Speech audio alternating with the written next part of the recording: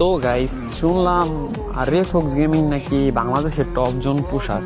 তো ভাই আমরা কি ভাই সেইছি, আমরা কি জোন পুষ দিতে পারি না? আরে ভাই ওরকম দুই চারটা ম্যাচ আমরাও মেডি করে বই আনতে পারি, ঠিক আছে? তো এইখানে বিষয়টা হচ্ছে কি, যেমন রেফক্স গেমিং হচ্ছে বাংলাদেশের টপ ওয়ান, তারপর বাংলাদেশের টপ থ্রি মিলিয়ে এইসব প্লেয়ারদের সাথে জোন পুষ দেয়, তাই না? তো একটা জিনিস দেখো, বাংলাদেশ টপন তো ম্যাচের মধ্যে মেলা কিল করে, আর বাংলাদেশ টপন যখন কিলগুলো করে তখন তো বাংলাদেশ টপনের কাছে অনেকগুলো টোকেন থাকে থাকে না? তারপর আরো অনেক অনেক প্লেয়ার থাকে, ভালো স্কোর থাকে, ভালো টিমমেট থাকে। তো ওরা তো রেফক্স গেমিং রে মনে করো যে প্রতি ম্যাচে 30-35 হাজার টোকেন দেয়। আর আমরা যদি জোন পুশ দিতে যাই তখন আমাকে টিমমেট গুলো হয় বট, ওরা তো আর টোকেন জমাই দিতে পারে না। ওরা কত দেয়, 10,000 টোকেনই দিক, তা দিয়ে আর কয়টা সুপার মেডিক পাওয়া যায়? হাইস্ট হলে 10টা কি 15টা, এর বেশি পাওয়া যায় না, ঠিক আছে? তো আমি মনে করি রেফক্স গেমিং যদি বাংলাদেশের টপ জোন পুশার